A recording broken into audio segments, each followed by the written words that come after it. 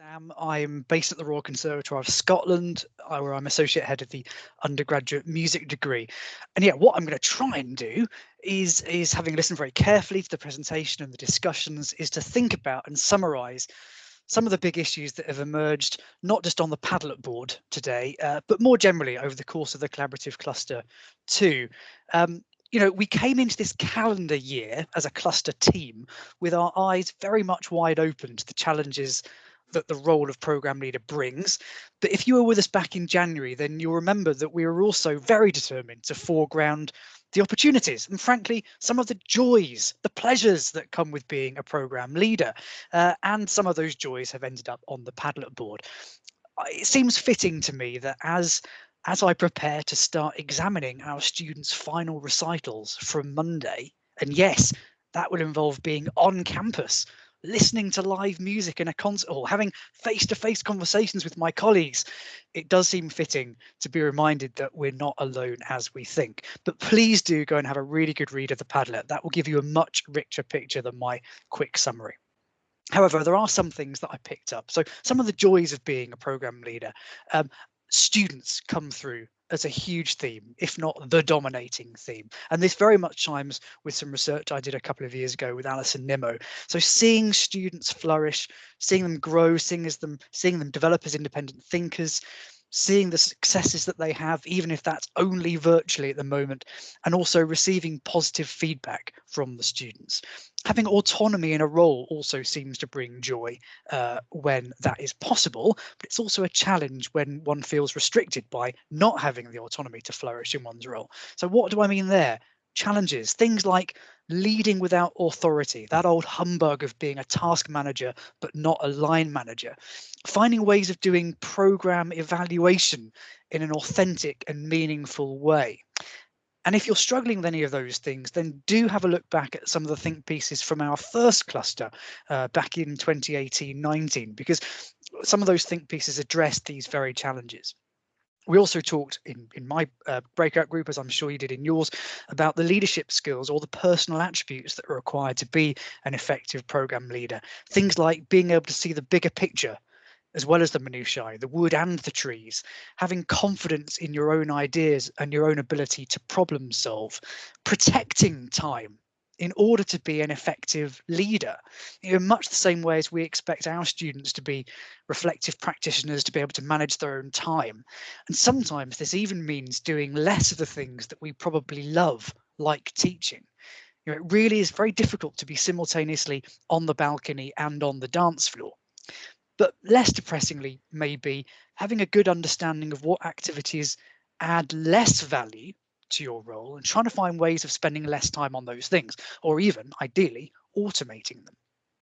We talked too about the program team, what a good program or an effective or an ideal program team looks like. So a team that might include important stakeholders, critical friends, not all of them academics, employers, external partners, internal people too, research active colleagues who can ensure the currency of the curriculum, but might also have some good ideas about program evaluation, and your wonderful program administrators who probably know more about the soft practice around the program than you do. Remember, crucial members of the program team are the students themselves, and not just representatives either. We all know that I think that the rep system is effective, but only up to a point. In my breakout group, we talked a little bit about how a program development board or group around program validation or reapproval, that actually might be the group of people that you'd most like to extend through the cycle of the program and keep checking in with at more regular periods than every 4 years. Maybe that's something to think about in a statutory way. And then some top tips for program leaders. Having the opportunity to share your vision with everybody, i.e. not just the program team, but colleagues in recruitment, admissions, wherever, to make sure that your program is continuing to be fit for purpose. Listening actively, not just to students and colleagues, but also to your inner voice, trusting one's own instinct. And I have to say that this process of mapping the program, its products, its processes, its people, exactly like Steve and Eva have done, sounds immensely useful. I have a course review coming up next year and I will be borrowing all of your ideas, certainly be dusting off some of my Excel skills anyway.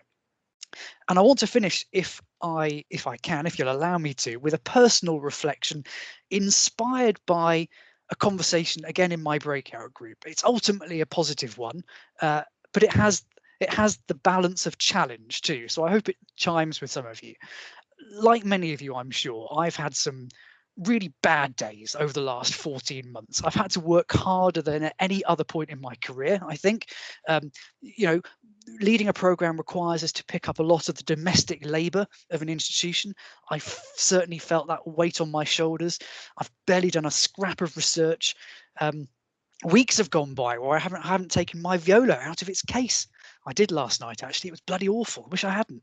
And part of this pressure of time is because, for me, it's been far more difficult to deal efficiently with student queries and crises. So I work in a small institution, and usually in the old days, dealing with a query used to be a 2-minute conversation in the corridor, and that conversation might conclude with me saying, I'll just go and ask the registrar. And now that small problem, is 12 emails and 2 scheduled Zoom calls across a whole week. It's a nightmare.